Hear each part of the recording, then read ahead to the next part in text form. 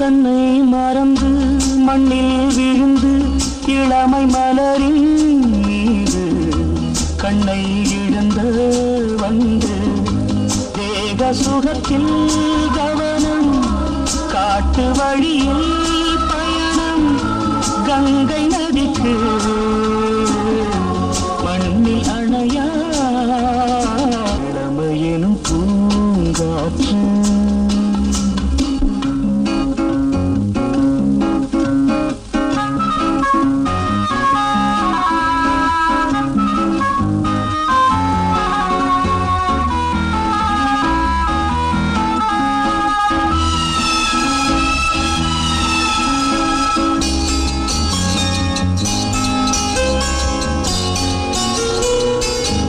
அங்கம் முழுதும் பொங்கும் இளமை